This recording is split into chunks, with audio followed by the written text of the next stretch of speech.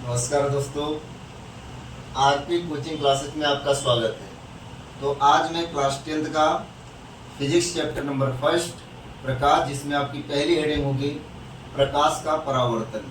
इसको इंग्लिश में बोलते हैं रिफ्लेक्शन ऑफ लाइट। ठीक है, तो देखिए पहले प्रकाश का परावर्तन होता क्या है, यहाँ समझिए।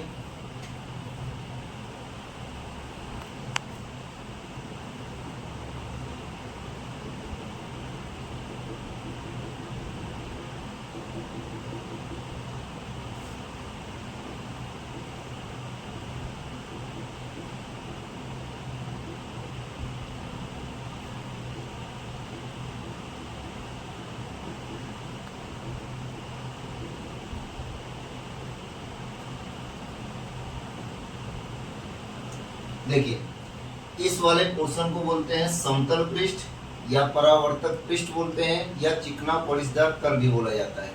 तो यहाँ पे ध्यान से समझिएगा, इस चिकने पॉलिशदार तल पे प्रकाश की पहली किरण आके गिरती है।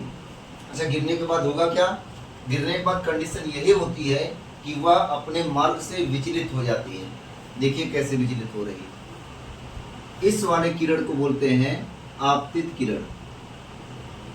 आपतित किरण, और ये किरण हमारा देखिए लौट रहा है, ये लौटने वाले किरण को बोल देंगे परावर्तित किरण। परावर्तित किरण। एक चीज आप लोग भी ध्यान देंगे, ये तीर का सिंबल लगाया कैसे जाता है। आप लोग पढ़ेंगे 11 में एक चैप्टर होता है वेक्टर, वहां पे पूरी तरीके से बताया गया ये तीर का निशान कैसे लगाया जाता है। जब कोई प्रकाश की किरण आती है तो उसे इस तरीके से दिखाना है, और वापस जाने का सिंबल ये होता है। इस परावर्तक पृष्ठ से एक खींचते हैं हम अभिलंब, नामकरण कर दीजिए यन, और यहाँ पे कोई आपतित किरण है ओ ए, और इधर हमारा हो गया बी।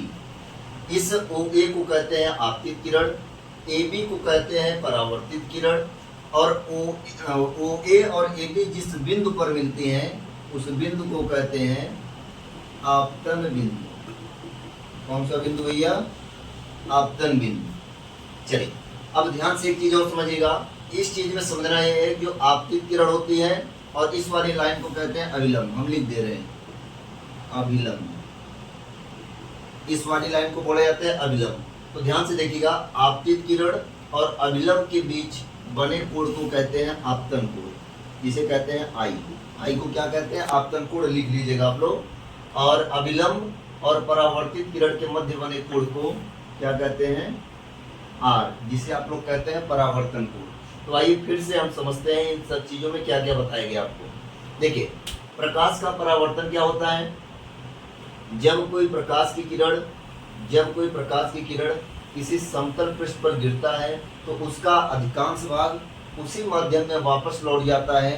प्रकाश के इस गुण को क्या कहते हैं? प्रकाश का परावर्तन। परावर्तन समझ लिए। इसके बाद आइए आपतित किरण क्या होता है, ध्यान से समझिएगा। आपतित किरण, प्रकाश की किरण जिस समतल पृष्ठ पर गिरता है उसी किरण को कौन सा किरण कहते हैं?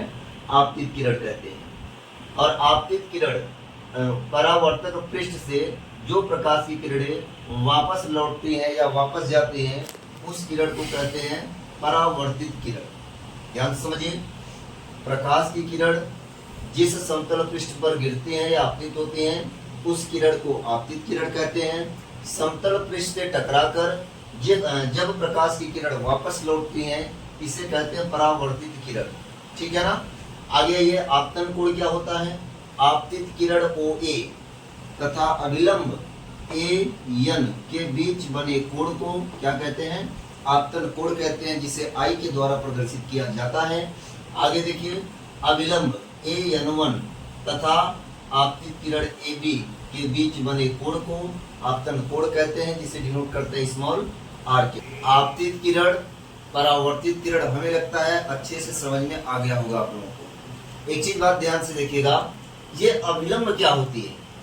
अभिलंब आ गया ना, तो दिमाग में बच्चों में प्रश्न बनेगा, सर ये आपतित किरण बता दिए, परावर्तित किरण बता दिए, ना तो अभिलंब की परिभाषा बताए ना तो आपतन बिंदु की परिभाषा बताए। तो ये अभिलंब क्या होता है? अच्छा, एक चीज ये बताइए यार, ये जो लाइन दिख रहा है आप तो जान रहे हैं समतल पृष्ठ ही है, क्या इस पृष्ठ को परावर्तक पृष्ठ भी कहते हैं?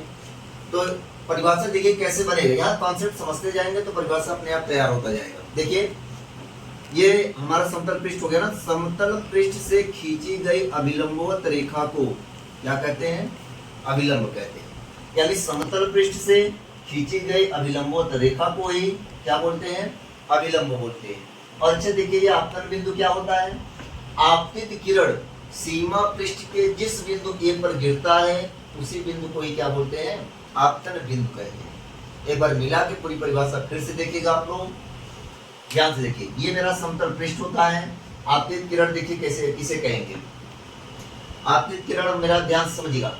जब कोई प्रकाश की किरण किसी समतल, जब कोई प्रकाश की किरण समतल पृष्ठ की ओर आता है उस किरण को आपतित किरण कहते हैं।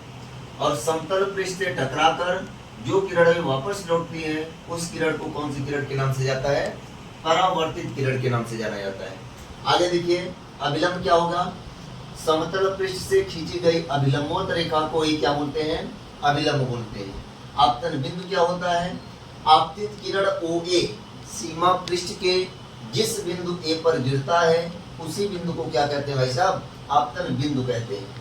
अब ध्यान समझिए, इतनी बात समझ में आ गई। अब ये पता हो गया OA वाली लाइन मेरी आपतित किरण है, AN वाली लाइन हमारा अभिलंब है और AB वाली लाइन हमारी क्या है, परावर्तित किरण है।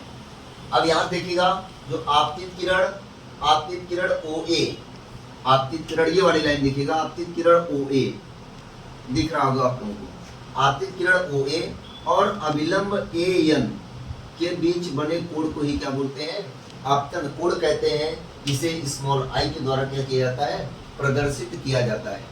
अगली वाली लाइन समझिएगा, अभिलंब AN तथा परावर्तित किरण AB के बीच बने कोण को अपवर्तन कोण कहते हैं, जिसे डिनोट करते हैं स्मॉल r के द्वारा। तो ध्यान से समझिएगा अगली लाइन, परावर्तन के नियम, परावर्तन के नियम। अच्छा परावर्तन के नियम क्या होते हैं, ध्यान समझिएगा। परावर्तन के मुख्य दो नियम होते हैं, परावर्तन के दो नियम होते हैं, दोनों नियम ध्यानपूर्वक समझिएगा। कैसे समझेंगे दोनों नियम, यहाँ देखिए इसी लाइन से देखिएगा, इस वाली किरण को आपतित किरण कहते हैं, इस वाले किरण को परावर्तित किरण कहते हैं। और यहाँ पे देखेंगे ये अभिलंब है। अच्छा क्या ये वाली लाइन और ये वाली लाइन और ये वाली लाइन तीनों एक ही तल में दिख रहे हैं, दिख रहे हैं ना। जब तीनों एक ही तल में दिख रहे हैं तो देखिए परिभाषा पहला नियम क्या होगा, आपतित किरण, परावर्तित किरण तथा आपतन बिंदु पर बना अभिलंब तीनों एक ही तल में होते हैं। यही तो हम समझे भाई ना, आपतित किरण, परावर्तित किरण और आपतन बिंदु पर बना अभिलंब तीनों देखेंगे कौन से तल में है, एक ही तल में। मिला के एक बार फिर से देखिएगा हम क्या बताए देगा अगर आप लोगों को, ये आपतित किरण और परावर्तित किरण तथा आपतन बिंदु, यहाँ पे ध्यान से देखेंगे ये जो अभिलंब खींचा गया है ये आपतन बिंदु पर ही अभिलंब बना है। तो मिला के क्या बोलेंगे, आपतित किरण, परावर्तित किरण तथा आपतन बिंदु पर बना अभिलंब तीनों कौन से तल में होते हैं, एक ही तल में होते हैं। पहला नियम हमें लगता है समझ में आ गया होगा। आइए दूसरा नियम समझते हैं। अच्छा यहाँ पे एक चीज देखिएगा, ये जो कोण I बन रहा है और जो कोण R है ये दोनों एक दूसरे के क्या है, बराबर है, ठीक है। और ये बराबर करने मतलब बराबर कहाँ से आता है, कैसे आता है, ये प्रूफ कराएंगे आप लोगों को हम हाइगेंस के सिद्धांत से। वहाँ पे बताया गया है कि हाइगेंस के सिद्धांत के द्वारा यह बताइए कि जो I होता है वो R के बराबर होता है और साइन I बटे साइन R बराबर होता है नियतांक या कांस्टेंट भी कर सकते हैं आप लोग, ठीक है। तो वहाँ हम समझा देंगे आप लोगों को कैसे I बराबर R सिद्ध होता है, ठीक। आगे देखिए फिर से ध्यान से आप लोग, तो पहला नियम हमें लगता है समझ में आ गया होगा। और दूसरे नियम में ये कहा कि I जो होता है वो R के बराबर होता है। I को कौन सा कोण कहते हैं, आपतन कोण, आपतन कोण, और R को क्या कहते हैं, परावर्तन कोण, परावर्तन कोण, तो परावर्तन कोण, ठीक है। तो इस लाइन से क्या मतलब पता चल रहा है, दूसरा नियम यही कहता है कि आपतन कोण सदैव परावर्तन कोण की क्या होता है, बराबर होता है, ठीक है बेटा। आज के लिए अगर आप लोगों को ये सेशन अच्छा लगा हो तो चैनल को लाइक कीजिए, सब्सक्राइब कीजिए और ढेर सारा प्यार दुलार दीजिए बेटा। ये चैनल आप लोगों का ही है, आप लोगों का ही है। और अगर मिलते हैं अब नेक्स्ट वीडियो के साथ कल।